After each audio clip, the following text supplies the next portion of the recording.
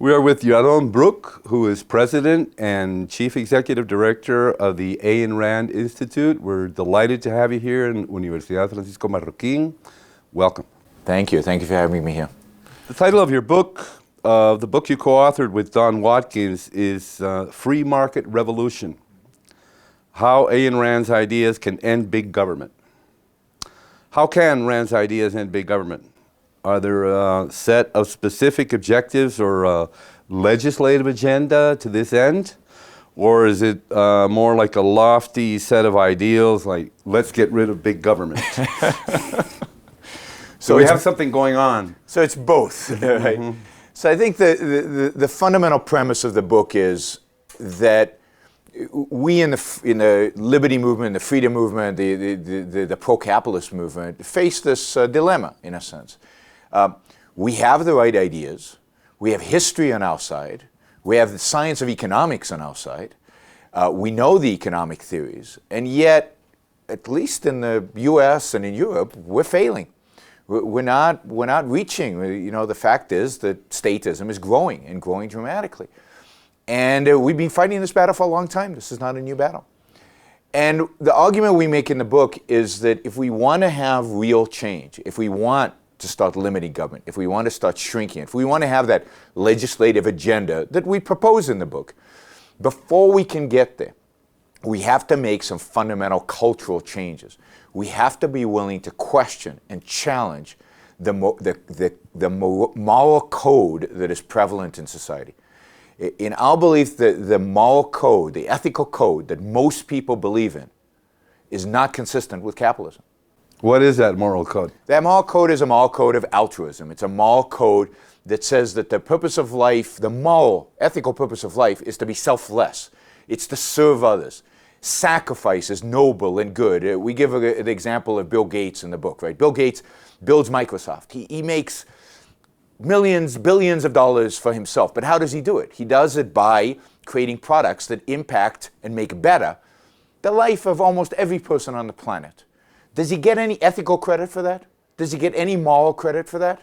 No. He gets negative moral credit for it. When does he start getting moral credit? When he starts giving it away, when he becomes a philanthropist. So the moral code that exists in society today says building, creating, that doesn't count morally. Why? Because you're benefiting from it. But if you give it away, and if you give it all away, and if you can suffer while you're giving it away, oh, that's ethics, that's moral, that's virtuous, we'll make you a saint. Right?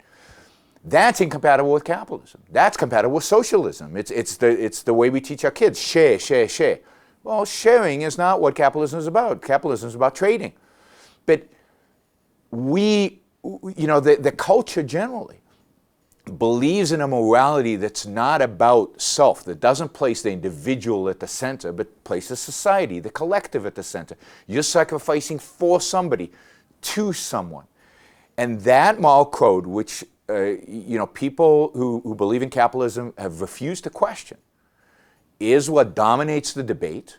It's what dominates how people feel and how people vote. And it's why we're heading in the direction that we're heading. You know, Obama never talks about economic efficiency. Obama talks about fairness and justice and virtue. And nobody challenges him. His conception of fairness and justice and virtue are wrong. They're mistaken. I would even argue they're evil. But does anybody argue with him on the moral foundations, on what those concepts mean? Nobody does. And as long as we give the left the moral high ground, the left will win. As long as we give the statists the moral high ground, the statists will win. So we need to challenge the fundamental ideas in the culture.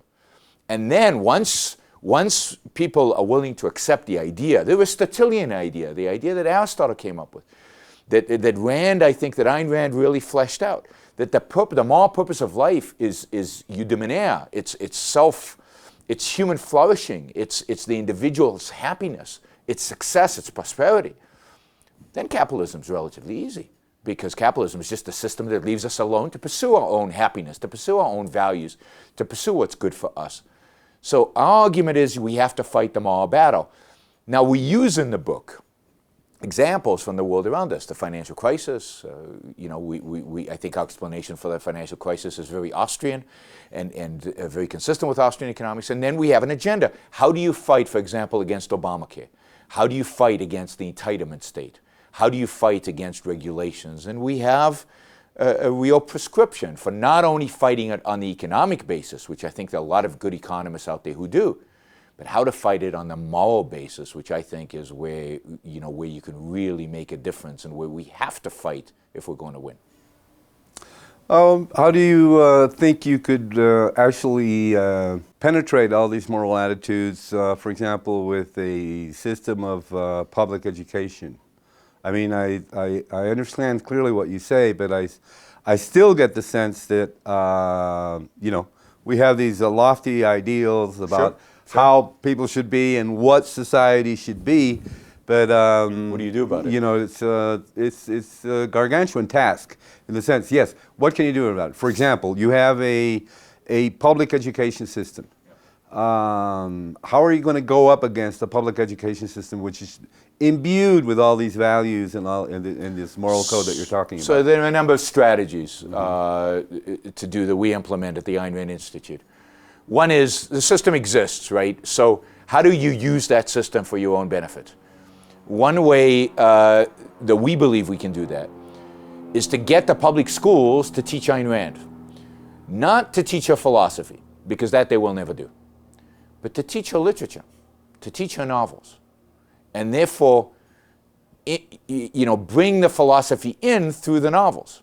So if we can present, for example, The Fountainhead as a classical American novel, and they teach it, then they're going to get the ideas of individualism versus collectivism. They're going to get the ideas of the value of the individual and the value of freedom in literature classes and in English classes. So we at the Institute offer every English teacher in the United States free copies of Ayn Rand's novels if they promise to teach them. We thought it would be a small program because who wants to teach Ayn Rand? We ship over 400,000 copies of Ayn Rand's books every year to high school students in the United States. We run the largest high school essay contest in the world, 30,000 essays every year. So we're infiltrating the public educational system. We then establish relationships with teachers because these are the teachers teaching the books. We give them lesson plans, teacher guides. We have seminars for the teachers on the ideas behind the books. You start infiltrating the public educational system. So that's strategy number one. Strategy number two is we encourage entrepreneurs to start their own schools. And you're starting to see that in the United States. People who have our ideas are starting schools. They're raising money. They're building schools all over, private schools. Now, this is, of course, only a minority of students are going to be in these schools, but you have to start somewhere. And there's a huge demand because people are not happy with public schools. They want to send their schools to something different. And if you can establish a network of schools with good ideas, good pedagogy, and great teachers, then people will send their kids to those schools. So you start establishing the schools. So that's strategy number two. Strategy number three is to really focus on trying to privatize education. Now again, this is a long-term, lofty idea, but you have to fight for it. So how do we create a policy focus with the idea of not vouchers and not tax credits, you know, Milton Friedman's idea, but let's go right to the heart of it. You know, most parents out there, if they want a letter to be delivered the next day, don't use the post office, they use FedEx. Why are they, and I tell this to parents, why are they happy to send their kids to the post office every morning? Because that's the kind of education they're getting. The same bureaucrats, the same government nonsense, the same inefficiencies. That's what kind of education their kids' brains are being, you know, bombarded with. We need to start fighting on principle for the idea of private education, for getting the state out of education, for the separation of state and education.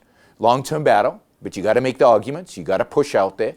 So those are the three strategies on how to really, you know, try to impact the educational system and try to impact, you know, these deeply held cultural beliefs that are going to be very difficult to uproot.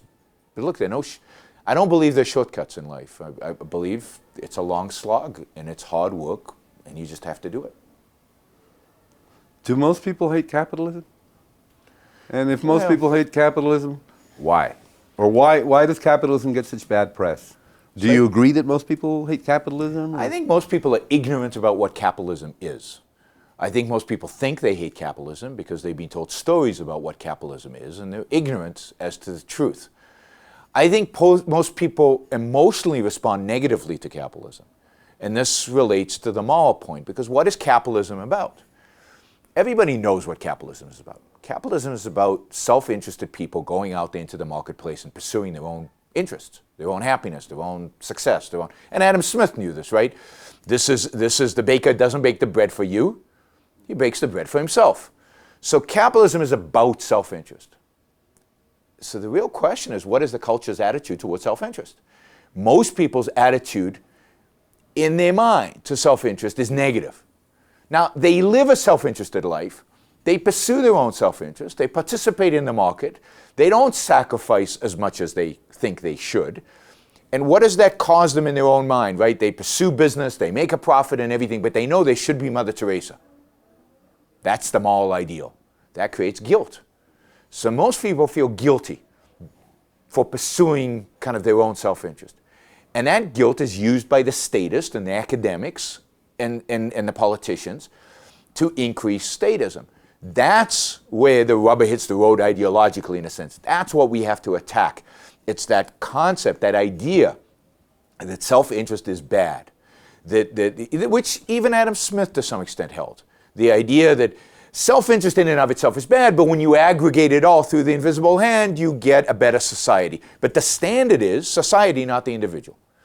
We argue the standard is the individual, and that's what you need to teach people. So I think people resent capitalism because it's a system of self-interest, and they've been taught by their secular philosophers and by their religious priests that self-interest is evil, that self-interest is bad, and therefore they resent capitalism.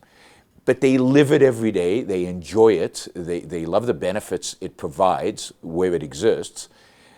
And now we have two jobs. We have to teach them what it is, what its history is, because most people don't even know that, because they've been taught by the left, they've been taught a history that is not a history.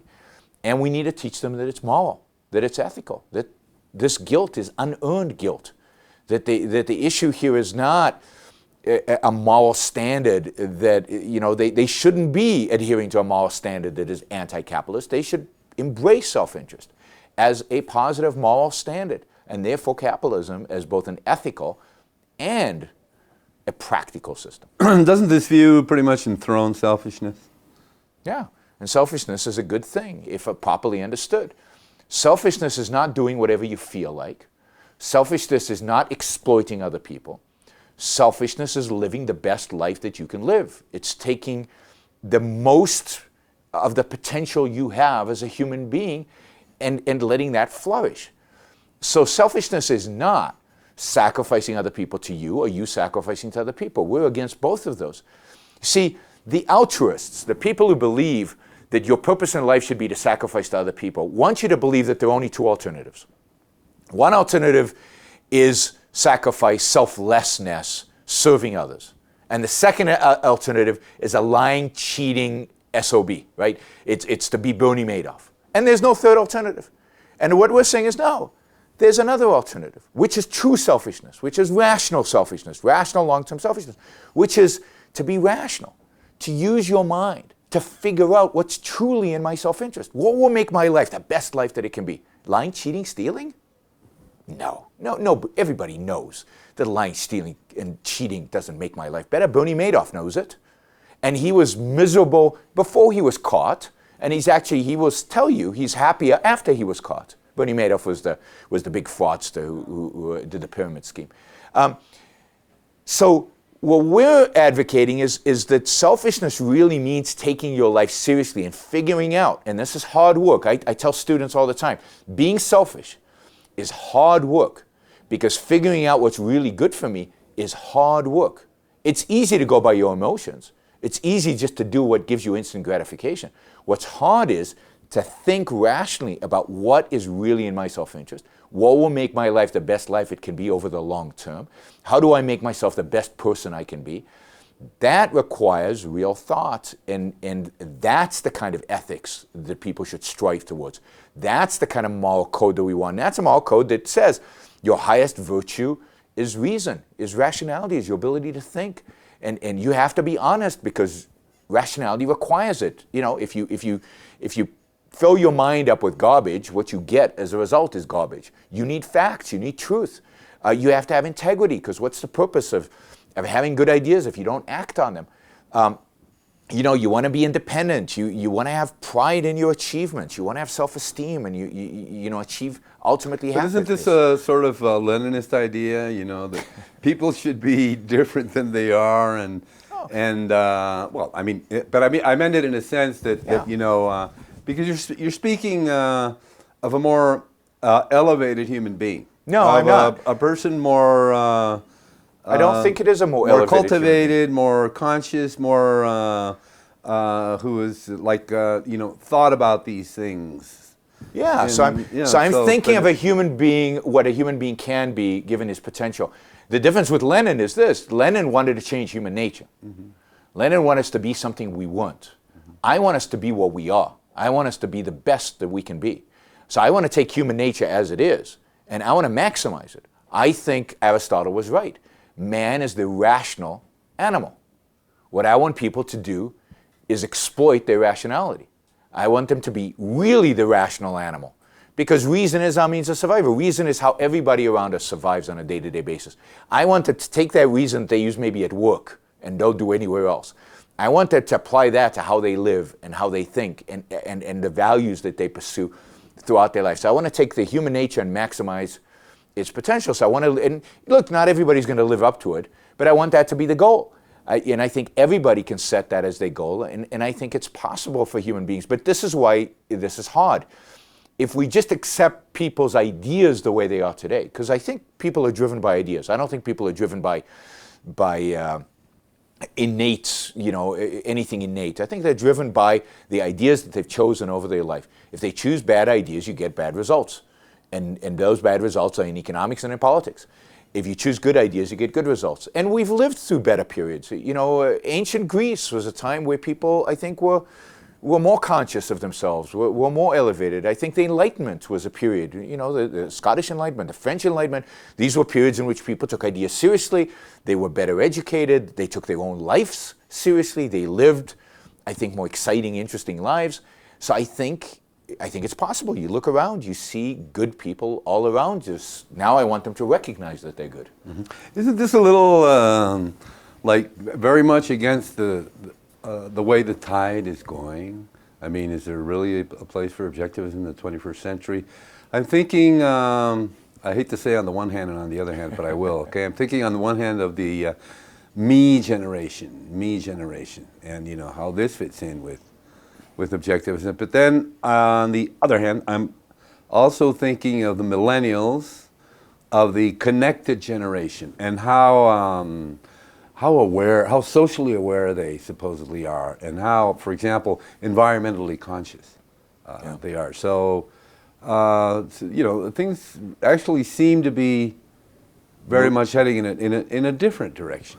I think that's absolutely right, and I think all of us who value liberty are in trouble, because I think it is moving in the wrong direction. The me generation wasn't a me generation in a sense of objectivism. It was a me generation in a sense of emotions, in a sense of instant gratification. And I think that there is a certain sense in which the millennial generation resents profit, resents business. It's about the social connectivity, but not as a trader, but as you know, some amorphous, ambiguous. I don't think they quite define what it is. But I think even in those generations, somehow production still happens. There's still entrepreneurs. There's still people creating wealth and building businesses. So I think these generalizations about what these generations are way overstated. I think, yes, the media likes to generalize because it's easy then. Okay, he's one of the millennials, or he's one. I don't see it that way. I see this young generation today, they're engaged with technology, which I think gives us a huge opportunity. Because if we engage in technology and communicate with them using technology, we have a way to communicate with them. I don't think there's anything contradictory between objectivism and community, properly understood. Community is a positive because you gain values from other people as long as you're doing it in a non-sacrificial way. That is a positive. I think we can leverage these things. Now, this obsession with environmentalism, is tragic, because I think that the ideology of environmentalism, the ideologues of environmentalism are nihilists and anti-progress and anti-human beings. But I think most of the millennials who get attracted to environmentalism, it's easy, I think, not easy, but it's possible to bring them to our side, because the fact is that if you care about the environment, there is no better system on the planet than capitalism. Capitalism creates the cleanest, healthiest, best environment for human beings ever. And most people care about the environment for human beings, not the environment for spotted owls. And for human beings, it's never been better than it is today. So let's embrace that. We as capitalists should be telling these kids, oh, absolutely, we want a good environment for human beings. We want clean air and clean water. The best way to do that is let's privatize the lakes and privatize the rivers, and the water will be a lot cleaner than it is today. How do you view objectivism in relation to democracy? The question I'm asking is, okay, we talked about education right now, for example. We talked about, let's privatize the lakes. I mean, I mention often here Tikal, this great monument of Mayan civilization, yeah. and people are shocked when I say, well, we really want to take care of it, let's privatize it. Yeah. In relation to, let's say, democratic principles, would you think people would vote for these principles? I mean, is that realistic? And I say it in the sense, I recently saw an interview with a radio talk show host who's very popular. I won't mention his name. He's a conservative, and the person who was interviewing him was belittling him because he hadn't, quote unquote, beaten Obama. He hadn't managed to stop Obama getting reelected and everything. He said, look, I'm a radio commentator, right? And you're comparing me with someone who can give away money to a lot of people, who can give away food stamps, who can give away housing, who can give subsidies, who can give tax breaks, which is what people want. So how am I going to compete with that? Yeah. So I'd ask. That's the question I would ask you. I mean, I think you and I and a lot of people we know would probably vote for these principles that we're talking about. But how would the people at large view this in their own self-interest, literally, as you're speaking? Why would people vote for privatizing the? Why would people vote? Let's say lower-income people vote for they're having to pay for their children's education as opposed to having somebody else pay for it? Because they love their children and they want their children to get a good education. And what you need to convince them of is on net, they are far better off. Their taxes would go down, education would become cheaper because they would be competitive and innovative, and that they'd get a much better product, right? I mean, anyone can compare it. Do they want the state to be buying their iPhones for them? And can they imagine what kind of product they would get if the state were buying their iPhones and producing the iPhones rather than Apple? People are not confronted with these choices, and we don't do a good job educating them about these choices. But look, there's no question. If they had a vote today, they would vote against privatizing all this stuff. This is why this is an educational campaign. This is why you need to present them with the alternatives. You need to teach them the history of capitalism and why the environment today is cleaner than it ever was before, and how capitalism created that, not the EPA. And there's a lot of mythology, there's a lot of ignorance out there, but you have to teach them. And then they have to be, there has to be a shift in their cultural attitude towards self-interest and towards the value of self-interest. Do you believe in one man, one vote democracy? Yes and no. So it depends what you mean. That's pretty comfortable. Yes, I know. But it depends what you mean by democracy. Majority rule democracy, which sent Socrates to his death for saying the wrong things in Athens. No, I don't believe in democracy. I think democracy, and neither did the founding fathers of America. Madison wrote extensively about the evils of democracy. And that's why they established the concept of individual rights and why they have a Bill of Rights. You can't, 99% of Americans can vote to silence me or this talk show host, and they can't, because we have free speech. Free speech is not a democratic principle. It's a principle from above, right, from the Constitution. So I believe that the Constitution should be more robust in a sense that people should be allowed to vote on fewer things. So property rights should not be up for a vote. You shouldn't have to be able to vote to take my house away from me and replace it with a tennis court or whatever, which is what eminent domain is used for today in America. You shouldn't be allowed to vote to take businesses' property away or to take their taxes away, so on. So there should be very little people are allowed to vote on. But then the things like choosing a president, choosing a legislature, and there's a role for a president and a legislature in a capitalist world. Yeah, that should be one man, one vote. But the president should have very little power. Congress should have very little power. The judiciary should have very little power. Most of the power should be in the marketplace. Most of the decisions should be made by individuals voluntarily contracting with one another. The challenge is, how do we get there? And to get there is education, education, education, and starting to implement policies or examples of policies that can show people, that you can point to. Look at the success over there. But we need to be far more aggressive than we are today, I think. We need to be far more vocal. We need to present the American people with real alternatives. I think one of the problems of this talk show host, because most talk show hosts, is they're too timid. This talk show host, for example, would not advocate for privatizing education. This one in particular, I think, would. Well, maybe. I hope so. But we got to be far more forceful. We got to be far more aggressive, and we've got to fight on principle. And for example, the left it has no problems with principles, right? So when Obamacare was being discussed in America, Obamacare is a step towards socialized medicine. The left, a lot of people on the left said, look, we don't like Obamacare. What we want is single-payer, universal, state-run, state-owned healthcare. We want the government to run the healthcare system. We're willing to compromise on the way there, so we'll support Obamacare. Not one person, in politics at least, on the right said, what I want is 100% private healthcare, which means in America doing away with Medicare and Medicaid. But that's what I want. I want to get rid of Medicare, Medicaid, everything 100% privatized. I know I'm not going to get this. I'm willing to compromise on the way. Not a single person. If you don't set the goal, if you don't establish where you're heading towards, you will never get there. I view my job as setting the goal. We're heading, what we want to go is to 100% health care. I'll let the politicians compromise on how we get there. But this is where we're heading, and I'm not going to, we're not going to tone that down. We're not going to compromise on the vision. The vision is there, and now we need to convince the American people that that vision is a worthy vision. Doesn't that make objectivism another variety of utopianism? No, because I think, A, I think it's implementable. B, I think utopianism by its very nature, again, has a component in it that involves changing human nature. I don't want to change human nature. I want to exploit it. Again, I want human nature to flourish. I want people to live the best life they are capable of living.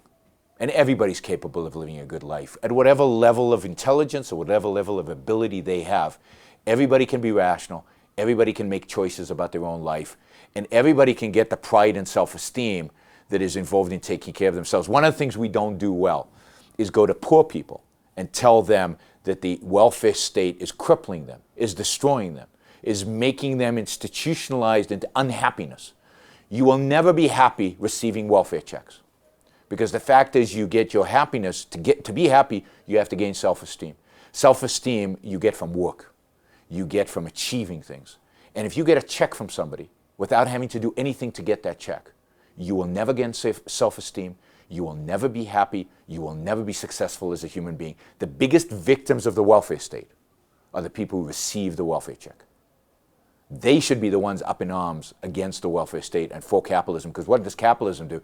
Capitalism creates a multitude of jobs, a multitude of options for them to rise out of poverty without the help of anybody, by their own bootstraps. And what leads to more happiness, more success, more self-esteem than the knowledge that you have risen, that you have yourself, brought yourself out of a difficult situation, out of poverty. So we need to challenge them to be supportive of a market. And nobody does this. Nobody's ever tried it, so we don't know if it won't work.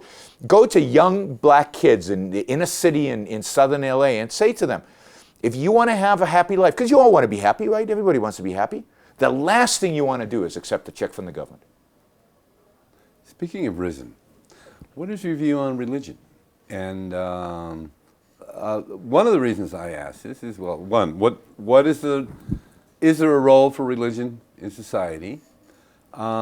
Two, most religions, certainly Judeo-Christian traditions,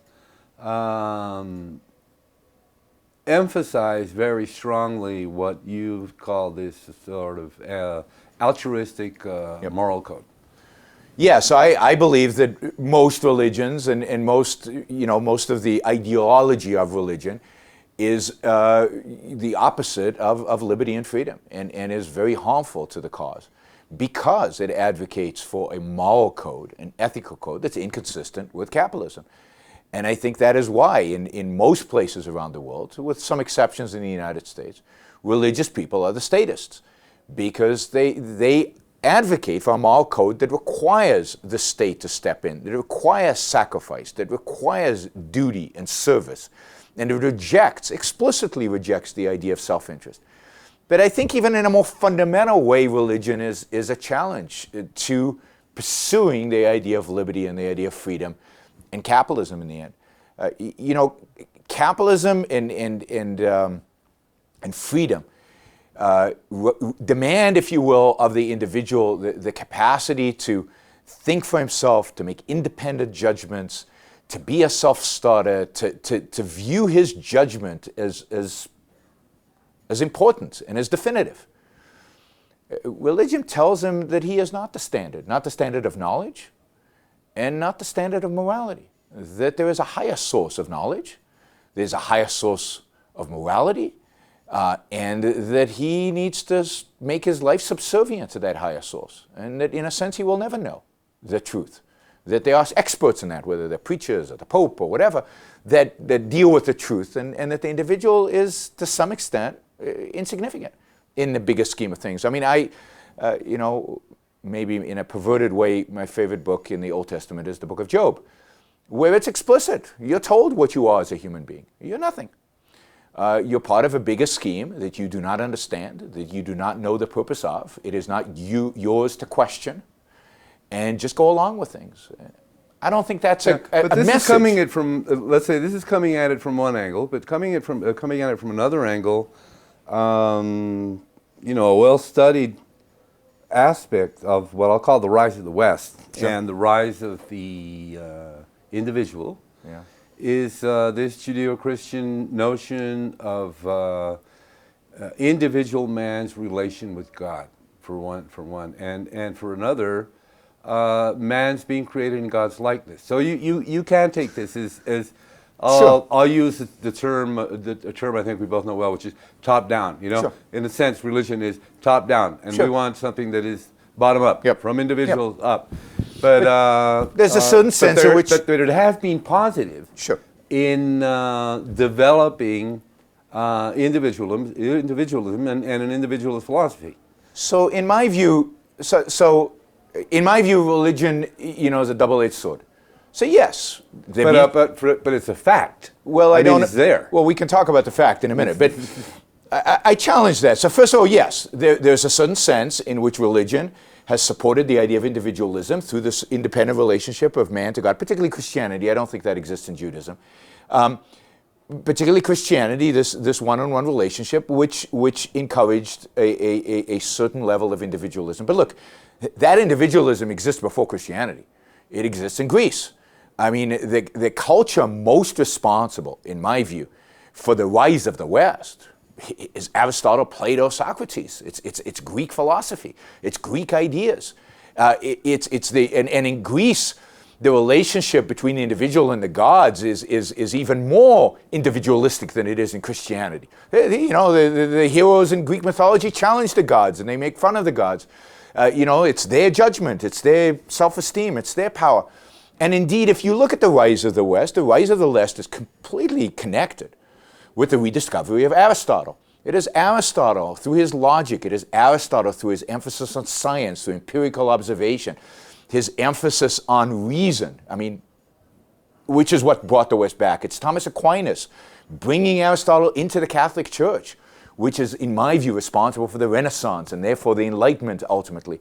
It is the ideas of the Greeks that were rediscovered during the Renaissance and made the West flourish. so yes, there are elements in Christianity that were supportive of that. But without Greek philosophy, Christianity goes nowhere. It will be, in my view, it would be still stuck in the Dark Ages. It is Aristotle's view of reason, of ethics. I mean, what is Aristotle about? Aristotle's about eudaimonia. He's about human flourishing. It's about the individual's prosperity, which is what matters ethically. And it's the rediscovery of those ideas. I mean, if you think about the thinkers of the Enlightenment, they're fundamentally Aristotelians. They're fundamentally connected to that empirical view of science, of observation, and the importance of observation. The scientists, the whole scientific revolution leading to the Enlightenment is part of that Aristotelian tradition. And the whole idea of individualism is an idea of Aristotle, you know, the emphasis of the individual, and indeed Greek democracy to some extent, even though I think it's wrong to have majority rule, is an attempt at giving the individual power over state decisions. So if we want to point a finger at the source of Western success, it should be ancient Greece. Christianity got in the way. It got in the way for over 1,000 years of that Greek philosophy being successful, and Christianity only succeeded when it rediscovered Aristotle. Would it be fair to characterize objectivism as anarcho-capitalism? No, not at all. So we reject completely the anarcho-capitalist view. We believe government is a necessary good, that it has an important function, an important role, and that is to be the monopoly over the use of retaliatory force.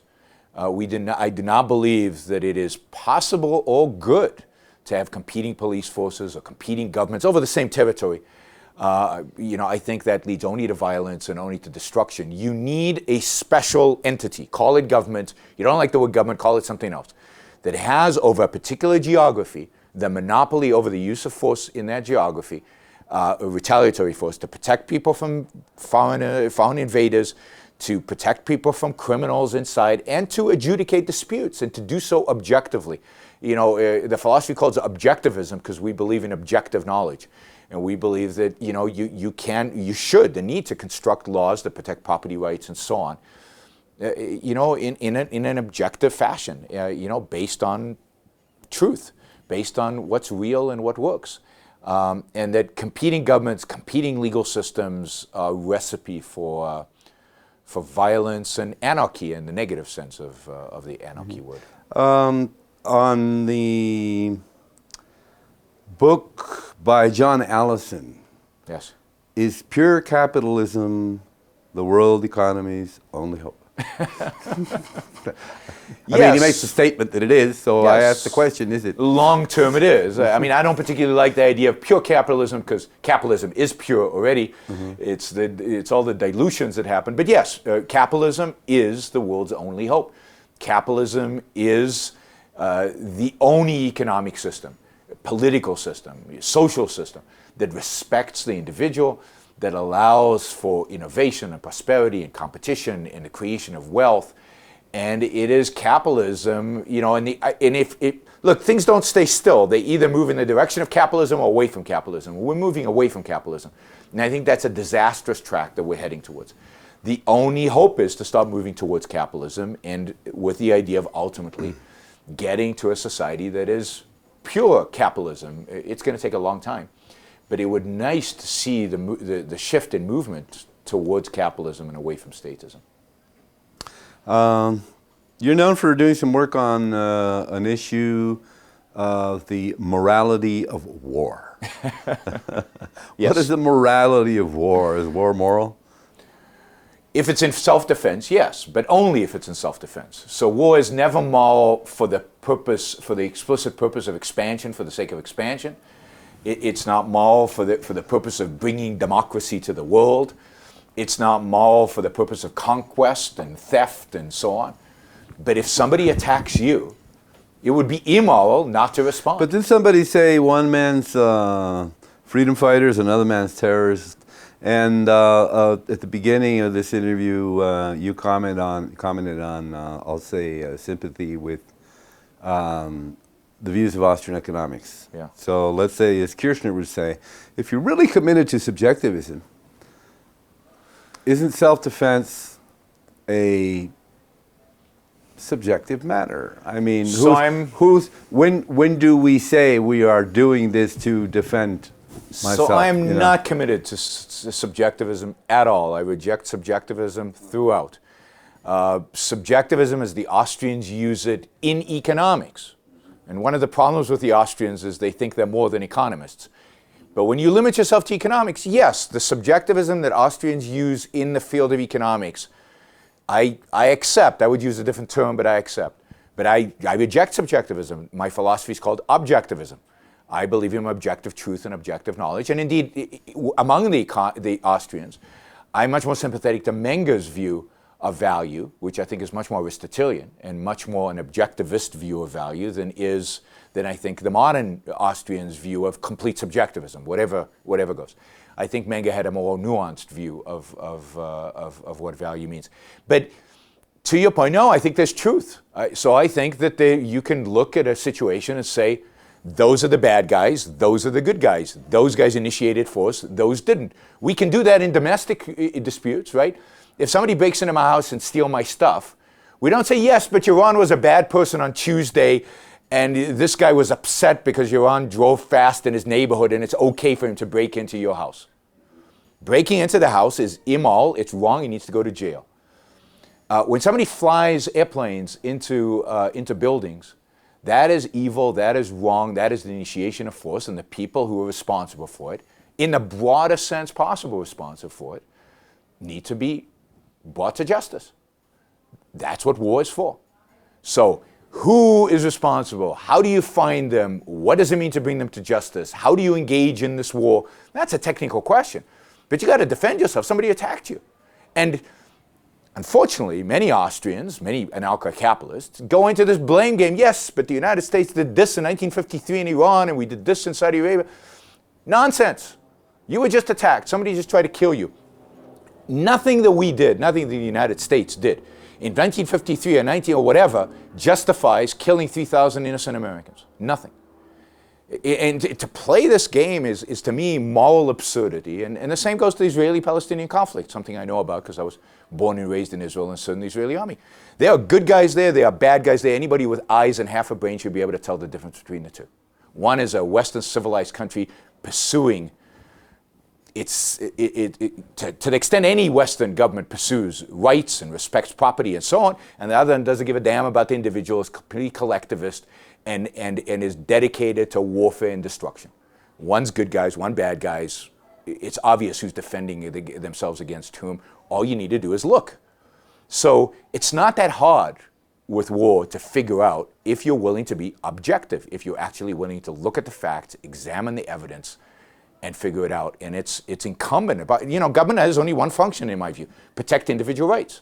So when the lives of the citizens are threatened, the only function of government is to protect them.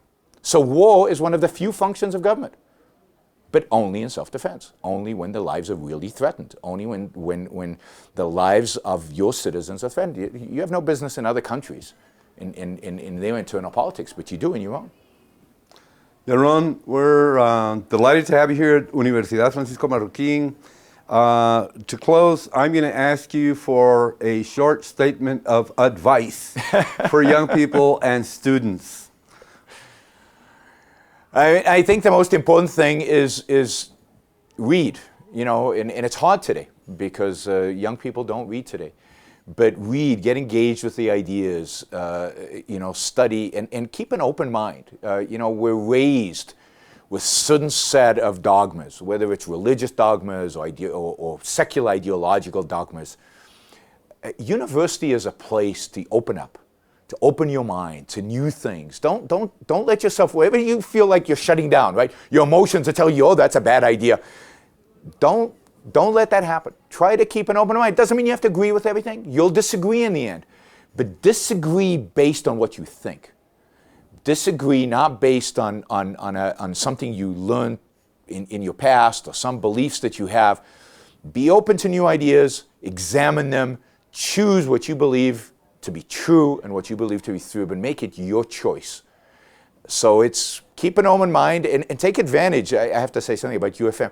I mean, this is a unique place in the world. There's no university like UFM in the entire an entire planet. So if you're lucky enough to be a student here, if you're smart enough to choose to come here, take advantage of the opportunity here, broaden your horizons, get exposed to as many of the ideas that are presented here as possible. And because this is potentially a life-changing and a life-enhancing opportunity. And again, pursue happiness, and pursuit of happiness is to a large extent the pursuit of knowledge, and what a great place to pursue knowledge. Both beautiful, physically in terms of the environment, and beautiful in the sense of the ideas that are taught you. Yaron, thank you for sharing this time with us. My pleasure. Thank you.